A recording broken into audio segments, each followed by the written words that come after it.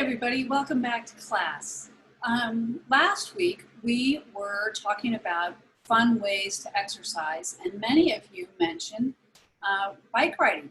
And some of you mentioned that you would like to buy a bicycle. So today's lesson is about comparisons, explaining why one thing is better than another or not as good as another, and when something we really like, a superlative. So that is what we're going to talk about, and I thought we would use bicycles as our topic.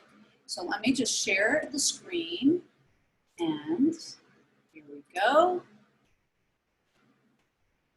Okay, let's pretend we've gone into the bike store, and here are the 3 bikes available. With a show of hands, which bike would you like to buy? Let's start with the red bike. Who, show your hands, which of you would like that one? Wei and Lily and just the 2 of you. Okay, what about the bike with the fat tires? Megan, okay, 1 for the fat tires, 2 for the red bike. And for the blue bike, we've got Monica, Li Ping, and Jennifer. 3 for that bike. So it's interesting that it's 3 because that's actually a tricycle. When you hear tri, that's 3, tricycle. And then when you hear bi, that's 2, like triangle. And so just another point. That's not what we're here for today. What we are talking about is comparisons and superlatives. A comparison usually has an ER at the end, and a superlative has EST. So here's 3 examples of those sentences. Wei, would you read the sentence about the red bike? The red bike is a prettier color than the blue bike. And Megan, would you read the one about the bike with fat tires? This bike has the fattest tires. And Monica, will you read the blue bike one? This bike looks more comfortable than the other 2. These are ways to describe one bike compared to another. I don't know if you noticed, but in a couple of those sentences was the word then, T-H-A-N. That is a comparison word. The word that sounds like that is then, T-H-E-N, which refers to time. Will I see you tomorrow? Yes, I'll see you then, T-H-E-N. Less than, more than, is T-H-A-N. So let's get started with the 5 rules that we're going to talk about with the ER. And this will help you in reading and writing the superlatives. They often sound very simple, but in the reading and writing is a little bit trickier. So the simple one is here. Old, older, and oldest. Tall, taller, tallest. It's a 1-syllable word ending with a consonant. You just add the ER or the EST. So let's see.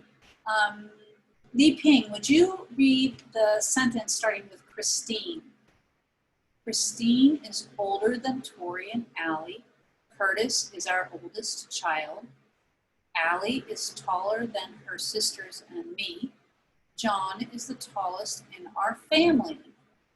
So old, older, oldest, and tall, taller, tallest. Thank you, Li Ping. Okay, so now what our rule, 1 syllable ending with a consonant. It's long. What's it gonna be, everybody? Longer, longest, exactly. Long, longer, longest. So what about fast, faster, fastest? Say it together, great, greater, and greatest. Quick, quicker, and quickest. Short, shorter, and shortest. Very simple, seems straightforward. But what happens when the adjective ends with an E? It's still pretty simple. You're just adding the R and the ST. You're not adding so that it would become E-E-R. That would be weird. So we're not doing that. Let's see, Lily, can you read the sentences starting with Allie? Allie is closer to Sky than I am. Tori is closest to Bella. Closer and closest, we just added the ST, the R and the ST.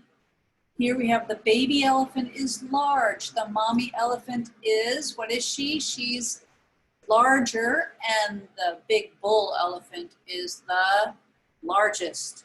Exactly. So with nice, do we add ER or just R? Just R. What about huge? When it's hugest, is it EST that we add or just ST? ST, exactly. What about strange? Strange, when we add the R, becomes stranger, and then ST becomes strangest. What about stranger, though? That's a noun. Doesn't that mean someone we don't know? When you're looking at a word and it's ER, think about the context. Often ER is a noun like teacher or worker or stranger, person we don't know, or it could be stranger like something that's weird, so, or weirder. So pay attention to the context. ER does not always mean a noun, and it does not always mean an adjective. And what about wise? It's going to be adding just an R and an ST, exactly. And there we are. It's very straightforward. Now we're getting a little bit more difficult here. Here's my husband, John, with 3 dogs, Willa and Sky and Maisie.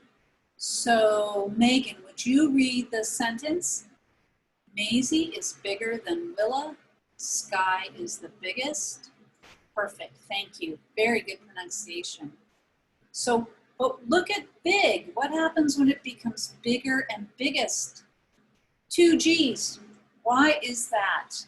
Well, we've got a consonant, a vowel, and a consonant. When we add on the or the est, we still want the root to sound like the root. So we have to add that extra G to keep big sounding like big. For example, hot. When it's 80 degrees today, it's hot. Tomorrow when it's 90, it's, what is it? It's hotter. But we're gonna add, how many T's? 2. If we only add 1, it becomes hotter. That's weird. And what about when it's 100 degrees, it's hottest with 2 T's, right? Hot, hotter, and hottest. And here's several words that also have that. Weigh, what happens with fat? 1 T or 2? 2 T's, exactly. And Monica, what about red? 1 D or 2 D's? 2 D's. Li Ping, what about sad? 2 D's. And Lily with thin, 2 N's, exactly. And that keeps that root sounding like it should. So here is another example. Megan, can you read this? Morocco is drier than Japan. The Sahara is the driest part of Morocco.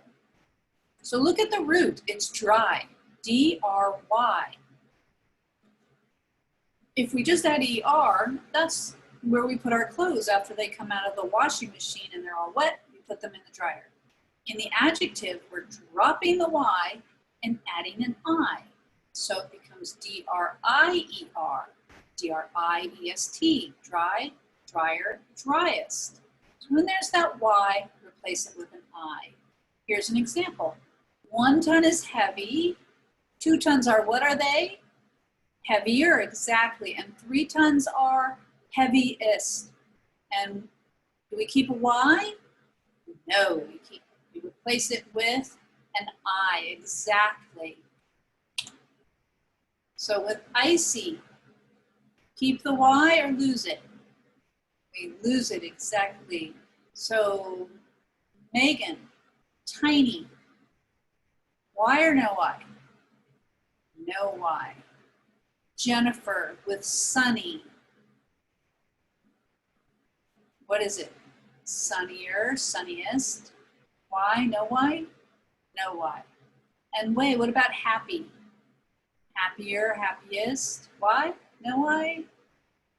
No Y. All of those lose the Y Add the I. Okay, now here is the last rule. And here's Willa, she's gotten bigger, and Sky is sitting on the couch together. They don't look comfortable to me, but they love it. Is Willa more comfortable than Sky? She's about to fall off. Sky looks like she's the most comfortable. Look at that, we didn't use the ER and we didn't use the EST. Comfortable is a long word. So if we add ER, that just is a tongue twister. So we skip it. We use more and most. And so with expensive, expensive-er doesn't sound right. So the $100 bike is expensive.